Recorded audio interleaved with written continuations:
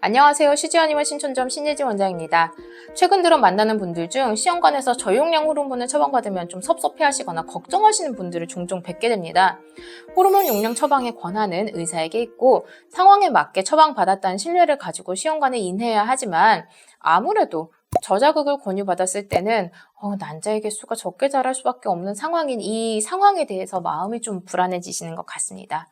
시험관에서 호르몬을 많이 쓰면 많이 쓸수록 난자가 무한정 많이 자랄 수 있는 것은 아닙니다. 보통 생리 3일차부터 호르몬을 쓰기 시작하는데 이때 보이는 난자의 개수에서 플러스 마이너스 한 2개에서 5개 정도 차이로 채취가 되는 것을 확인할 수 있죠. 한 주기에 자랄 동남포의 개수는 그 주기가 시작되면 거의 정해져 있습니다.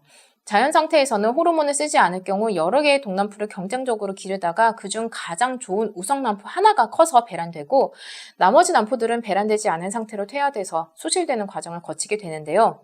시험관에서는 호르몬을 사용하여 우성남포가 아닌 다른 작은 동남포를 동시에 고르게 길러서 한 번에 채취하는 과정을 거칩니다. 즉, 많이 채취되는 분은 애초에 호르몬을 조금 사용해도 많이 채취되고 적게 채취되는 분은 호르몬을 많이 사용해도 적게 채취됩니다.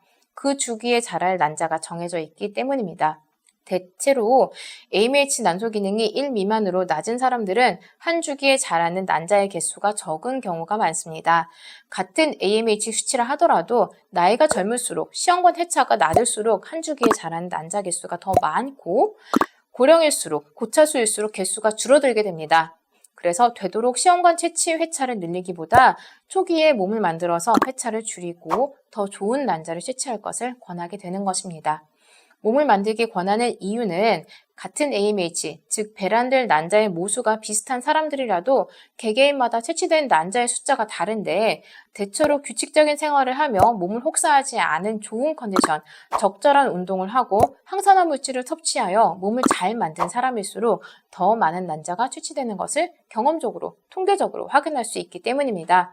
시험관 3차까지 AMH의 변화가 거의 없는 사람들도 1차보다 3차에서 더 적은 난자를 채취하게 되는 것은 흔히 볼 수 있습니다.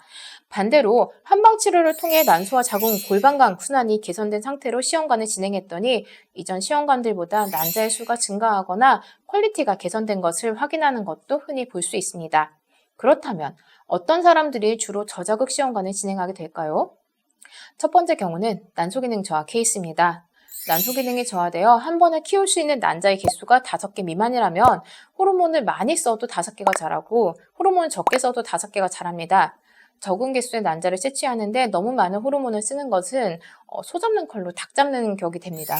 이미 키울 난자의 개수가 적기 때문에 호르몬을 적게 사용하든 많이 사용하든 결과는 같게 나오니 높은 비용을 들여 호르몬을 많이 사용하는 것이 의미가 없기도 하고 너무 과도한 양의 호르몬을 사용하면 오히려 난자의 퀄리티가 떨어지는 경우도 있습니다. 그래서 간혹 고용량 사용 시에는 난자의 질이 좋지 않다가 저자극이면 오히려 난자의 질이 올라가고 채취 개수도 더 증가되는 양상을 보이는 경우도 있습니다.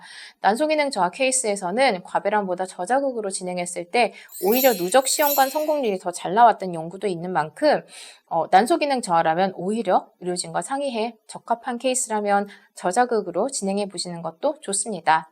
저자극 시험관을 진행하는 두 번째 케이스는 다낭성 난소 증후군 케이스입니다.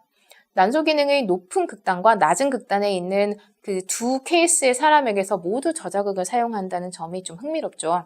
다낭성 난소 증후군을 가진 여성 중 어떤 사람들은 정상적인 과배란을 진행하더라도 20개에서 30개 정도의 많은 개수를 채취해 조금 힘이 들 뿐 정상적인 채취와 회복 과정을 거치는 분들도 계시지만 어떤 분들은 과배란으로 진행하는 것보다 저자극으로 진행하는 것이 더 유리한 분들도 있습니다.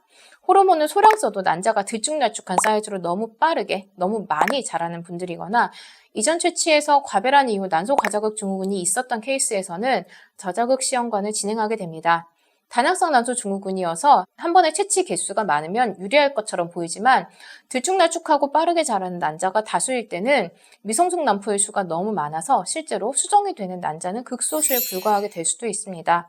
이런 경우에는 저자극 시험관으로 자라는 난자의 개수를 적절한 수준으로 줄여 채취를 진행하게 됩니다. 이렇듯 저자극 시험관은 전략적으로 호르몬 농도를 낮췄을 때 더 유리한 난소 반응을 기대하며 진행하는 시험관 방법이기 때문에 호르몬 용량을 보고 1위 1비하지 마시고 다음 시험관에서는 어떻게 하면 몸을 더 잘 조리하고 준비해 성공적인 시험관으로 진행할 수 있을지 고민하면 좋겠습니다.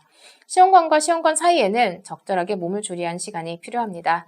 내 몸에 내인성 호르몬이 아니라 외부 호르몬으로 난자를 키웠기 때문에 시험관 이후에는 내 몸의 시상하부, 뇌하수체 호르몬이 정상화될 시간이 필요합니다. 또한 난소에 구멍을 내어 난자를 채취하는 과정에서 난소에 난 상처가 깨끗이 회복될 시간도 필요합니다. 그러므로 시험관 채취 이후에는 골반각 난소 주위의 어혈을 제거하고 난소가 조리될 수 있도록 한약치료와 침치료, 약침치료, 또 신부치료가 필요합니다.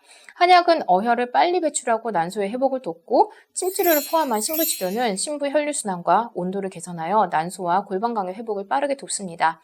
이렇게 조리하는 과정에서 호르몬이 정상화되면 이식 전 내막을 돌보는 데에도 도움이 될 수 있습니다. 강의가 좋았다면 구독과 좋아요 눌러주세요.